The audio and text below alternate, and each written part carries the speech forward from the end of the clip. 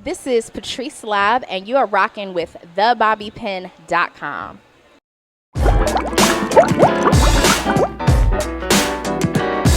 thebobbypin.com.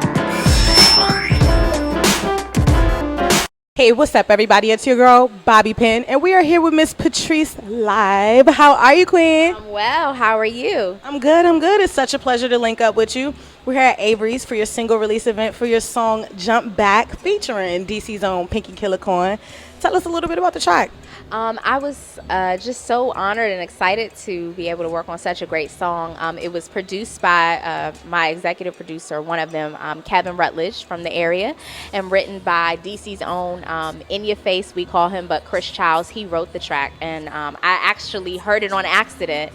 We were going through tracks for my album, and I heard the song, and I was like, I want this.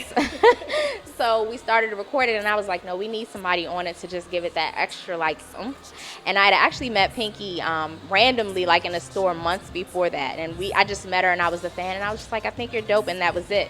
And I talked to my management, who had a relationship with her management. We hooked it up, and out the gate, she was, like, amazing, full of energy. And she did her thing on the track, and then that's how it came, and it literally was a last-minute submission. It wasn't a song that we originally thought we were going to have on the album, and now it's the lead single. So. Yes, lead single. Hola! Shout out to Pinky Killicorn out there. So it's a really fun track. I love the sound of it. Sonically, your voice is amazing. It's so beautiful.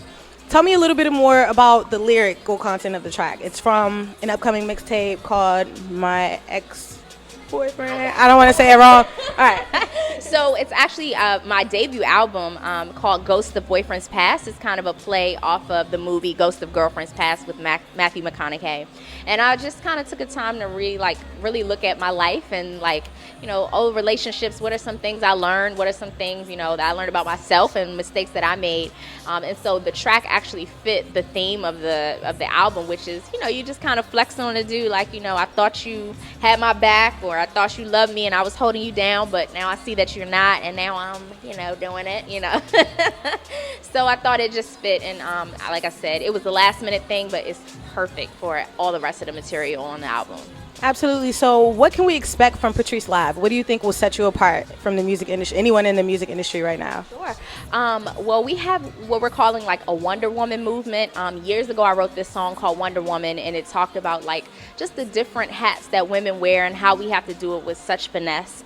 And so that is literally my life right now. And I think, you know, my story, more than anything, when people get to know who I am and know, you know, my life, they'll see that this is a facet of me, you know, doing music.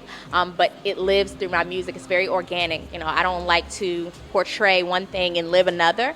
And so that's even why the album is called Ghost of Boyfriend's Past. It's a reflection sort of thing. But and so I think people can expect a lot of energy. I think a lot of people know me as having a lot of energy on stage. I've sung with different bands in the area, including like Belladonna, other bands like well, I don't even want to go down the list, but I've sung with other bands, and I know a lot of musicians from the area, and a lot of people remember me for jumping off the stage, doing whatever it is, because I just really feel that music, and I think the music that I have is going to definitely do that for me, to give the show that needs to be given when people come out. And I also think the sound is definitely R&B and pop, but it's a nice blend for me. It's not all the way pop, and it's not all the way R&B, and a lot of lyrical content. You know, I have a song called I Know I'm Gonna Cheat on You, and it sounds crazy, but, you know, a lot of females that have heard the song relate to it, because it's me talking about being done wrong by so many other men, that when I finally have a good guy in front of me, I'm warning him and, like, go away, because I know I'm going to cheat on you, because I don't know what to do with a good man. So I think just different topics like that, I think, is what's really going to set me apart, and people are really going to like it. So I'm excited. Absolutely, I'm excited for you. Now, as someone who's been a part of bands, what advantage do you think that may give you as a solo artist? Well, again, the energy is always going to be something that I think a lot of artists from the DMV in general offer.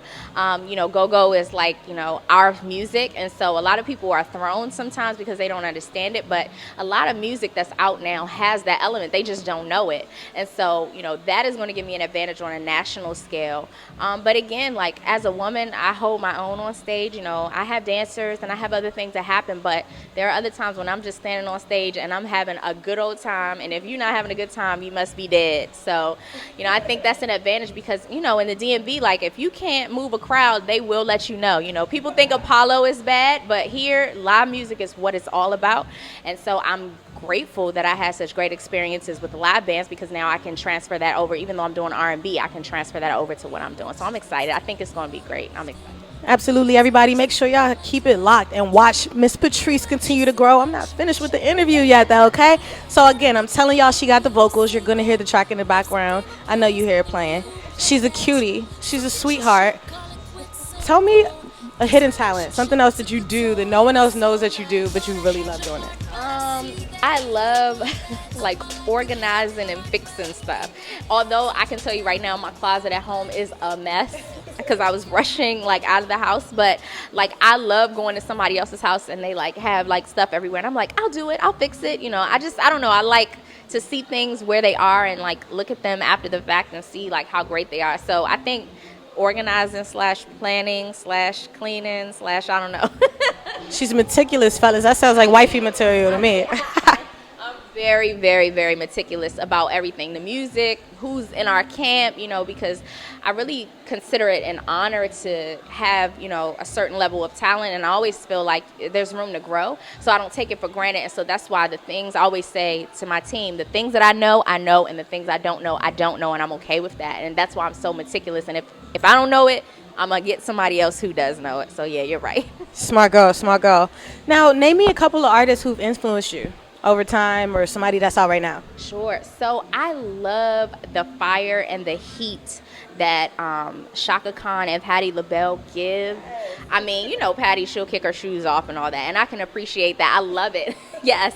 One of my favorite singers actually is Billie Holiday, and that goes back to like the lyrical content and just the feeling and the mood of the songs that I'm singing, and so I can appreciate that because she definitely gave that when she was here on the earth.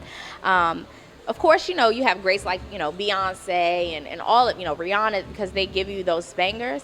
But I would have to say it's like a mix of so many different artists. But I just like that fire and that passion. And I'm really funny. Like, before I go on stage, like, I just don't want to talk to anybody because I need to rev myself up. And I love sports, too. So a lot of times I'm, like, in my head, like, all right, we're about to do this, like I'm in a huddle or something like that, and it's crazy, but it works. People think I'm crazy, but they like it too, so it's weird.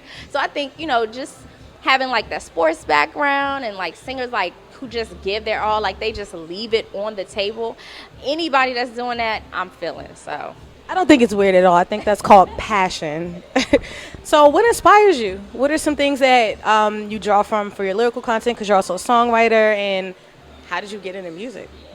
Well, my grandfather is actually a gospel singer. He's been singing for like 50-something years, so it's in my family. Beyond that, my family, we have so many talents within my family. So my parents started me off with doing like pageants and things like that, and that was fun.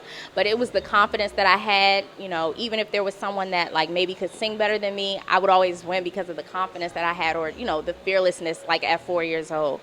So over time that grew, and so that's what got me into music, and I've kind of done a little bit of everything. I've written for other people, sing background, like I said, in bands. So kind of dabbled into it, which is great because now I have a vision for how I want everything to look. As far as the inspiration, for me, I think that a lot of people feel like once you have a certain level of responsibility in your life that you can't do anything else. Namely women. Once we have kids or we're married, then like that's what people view us as. And I know there are a lot of women out here that want to be doctors and lawyers, or want to get the promotion, but they feel like they've got to stay here because they're Mrs. So-and-so or their mommy. And I don't believe that. I think that we all have talents that we can show the world. I honestly don't think we have a past to not pursue our dreams. I think it's hard, but I don't think we get a pass. And so that inspires me to really tell other women, like, listen, you want to be a doctor? Yes, you already have 2 kids. You might have to, study at night when they're asleep. But if that's what you're supposed to do, that's what you're supposed to do. And I truly believe that I can't say that, preach that, unless I do it myself. So that's really the push. When I think about all these other women out here that really have dreams and goals, that they're kind of scared or worried about what other people think. People think I'm crazy that I want to do this. And I'm like, I don't care. I don't think you should have to choose either. Can you speak a little bit? I'm checking out your hand there. I didn't even peep that. Okay. So she is a wifey. That makes sense, guys.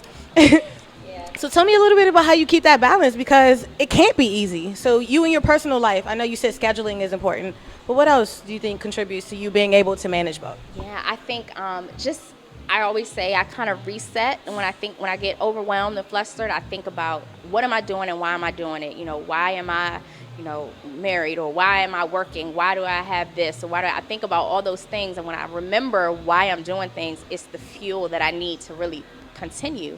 And so balance is hard. I'm not going to lie. And I wish more people were transparent about that, because maybe more people would feel comfortable with trying it when they know that, okay, it's not easy. Like, even if I make it look easy, maybe I have, my new lipstick, which I like today, but maybe I have my new lipstick on, right? But they don't know that I was at the grocery store right before that picking up chicken for the party on Saturday, and then I had to go to the cleaners, and then I had to study. They don't know that, and that's why I'm very transparent about it. So it's not easy. I'm a stickler for scheduling. I try to really look at my entire life, and I try to remember what I want it to look like.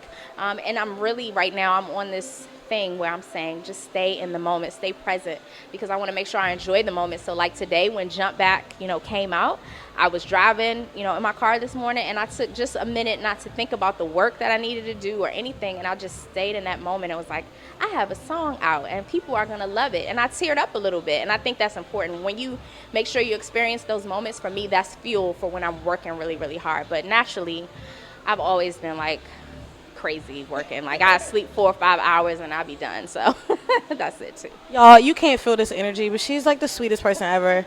Definitely wish her much continued success.